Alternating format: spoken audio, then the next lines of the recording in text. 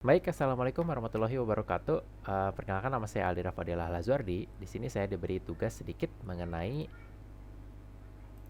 penjelasan overview untuk project schedule management. Di mana project schedule management ini adalah knowledge area yang terdapat pada project management secara keseluruhannya. Kalau misalkan kita melihat saja dari judulnya gitu kan ya, project schedule itu adalah penjadwalan gitu kan ya, scheduling gitu. Maka di sini kita akan mempelajari sedikit mengenai cara penjadwalan, bukan cara ya, mengenai sedikit-sedikit apa sih schedule management itu gitu. Nah, project schedule management itu sama seperti knowledge area lainnya memiliki 5 fase: initiating, planning, executing, monitoring, controlling, dan closing. Di mana di dalam planning kita memiliki 5 subpoin: plan schedule management, define activities, sequence activities, estimate activity duration, dan develop schedule. Pada monitoring and controlling kita memiliki satu sub activity, yaitu control schedule. Nah, apa sih project schedule management itu secara definisi? Project schedule management itu adalah suatu prosedur yang menetapkan kebijakan, dokumentasi, pengembangan, dan pengelolaan schedule atau jadwal serta sumber daya yang digunakan demi keberhasilan suatu proyek. Nah, bisa dilihat itu kan ya, kebijakan, dokumentasi, pengembangan, pengelolaan schedule, dan sumber daya, jadwal dan sumber daya ya. Sumber daya yang dimaksud itu apa? Sumber daya yang dimaksud itu lebih ditekankan pada time atau waktu. Karena jangan lupa, waktu itu juga adalah sumber daya yang kita dimiliki dalam pengerjaan proyek gitu kan ya. Misalkan kita diberikan waktu proyek untuk 1 tahun, ya berarti kita memiliki resource waktu selama 1 tahun. Proyek itu harus harus bisa bekerja dan jadi selama 1 tahun tersebut, gitu. Nah, di sini dalam fase planning kita memiliki 5 poin: plan schedule management, define activities, sequence activities, dan estimate activity duration. Dan develop schedule satu lagi.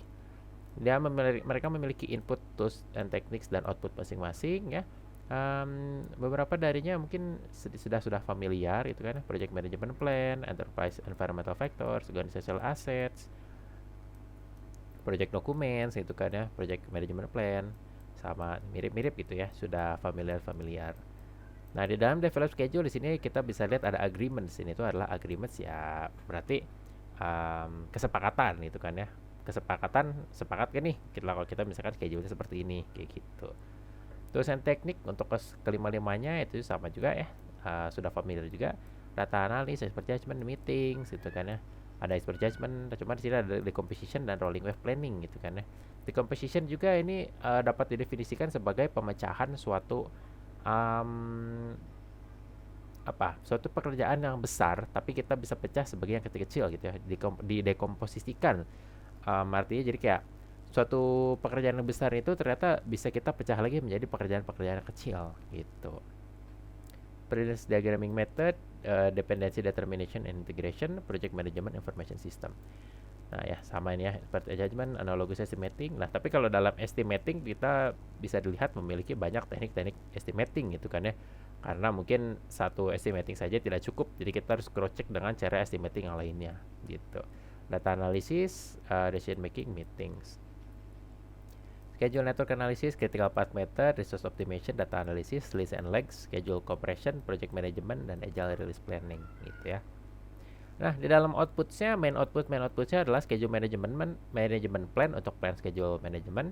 Define activities, dia memiliki activity list, activity attributes, milestone list, change request, project management plan. Sequence activities, dia memiliki project schedule dan project documents updates. Untuk estimate activity duration, dia memiliki duration estimates, basis of estimates, dan project documents update. Untuk develop schedule, dia memiliki 7, yaitu schedule baseline, project schedule, schedule data, project calendars, change request, project management, plan updates, dan project document updates. Nah, di sini untuk monitoring dan controlling kita memiliki satu sub aja, yaitu control schedule, di mana inputnya ada 4 ya. Sama seperti mirip-mirip seperti sebelumnya: project management plan, project documents, work performance data, organizational process assets. Dosen teknik, data analysis, critical path method, project management information, resource optimization, list and legs, schedule compression. Dan untuk outputsnya kita memiliki 5: work performance information, schedule forecast, change request, project management plan updates, dan project document updates. Mirip-mirip ya seperti yang sebelumnya sebenarnya. Nah, berapa penting sih project schedule management itu? Karena project schedule management itu adalah untuk mengelola schedule atau mengelola jadwal. Jadi apabila kalau kita memiliki suatu proyek yang cukup panjang dan tidak dikelola nih si jadwalnya itu, ya mungkin kita bisa melihat proyek itu seperti bala ya, atau mungkin kayak ya kemana-mana gitu. Mungkin kita disuruh bikin rumah, pondasinya malah dibikin selama 2 bulan gitu kan ya. Sedangkan rumah itu diminta sama kontraktor itu kayak 4 bulan dibikinnya misalkan. Ya masa bikin fondasi aja 2 bulan gitu kan ya. Nah, maka dari itu penting nih untuk pembuatan project schedule management itu. Dan nanti kita bisa memberikan patokan-patokan. Misalkan fondasi kita kerjakan dari week 0 sampai week 2 misalkan. Setelah fondasi beres, kita bikin tembok-temboknya misalkan dari week 2 sampai week 6 misalkan kayak gitu ya. Oke. Nah, di sini dalam project schedule management kita menemukan 3 schedule models, yaitu bar graph, activity list, dan network diagram. Untuk bar graph, kita di sini memiliki task atau pekerjaan-pekerjaan yang dapat kita kerjakan, dan dia itu akan diplotting panjang grafiknya sejauh berapa minggu si pekerjaan tersebut seharusnya dikerjakan. Contohnya aja nih, di sini T1. T1 itu lama pekerjaannya kurang lebih adalah 2 minggu, seperti itu. Di sini ada T3. T3 itu kita dimulainya dari 2 minggu sampai 5 minggu. Berarti ada berapa minggu tuh? Ada 3 minggu gitu kan ya. Nah, tapi kalau misalkan kita lihat di dalam T3, di sini tuh T3 ada slash T1-nya di dalamnya.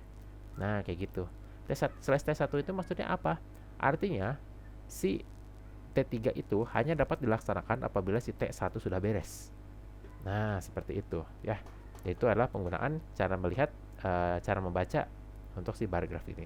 Untuk activity list dia itu lebih simple karena dia itu hanya dalam bentuk teks gitu kan ya, tidak ada visualisasinya. Kita di sini memiliki beberapa activity ya, namanya activity list gitu kan ya, dan kita memiliki predecessor gitu. Dan di sini kita memiliki kira-kira berapa lama dalam minggu gitu kan ya. Kalau predecessor itu apa? Sama seperti sebelumnya, T3. T3 itu hanya dapat dilakukan apabila T1 sudah beres. Nah, berarti predecessor itu adalah T1 gitu. Untuk berapa lama di waktunya berarti T3 itu 3 minggu, untuk T1 2 minggu kayak gitu ya. Yang terakhir adalah network diagram. Network diagram sama seperti sebelumnya, cuman di sini T1, T2, T3 kita ganti menjadi huruf A, B, C, D, E. Apa boleh kalau pakai T juga boleh gitu kan ya. Tapi di sini kita biar lebih gampang melihatnya, kita pakai aja huruf nih A, B, C, D, E, F, G gitu kan ya, sampai Z mungkin kayak gitu. Nah, dimana nanti di dalamnya itu kita dapat mencari namanya floating point. Floating point buat apa? Contohnya aja kita memiliki floating point A 0, floating point B 0, floating point C 0. Nanti kita dapat menarik garis dari begin ke dalam end melalui floating point yang 0 tersebut, dan kita dapat mencari namanya critical path.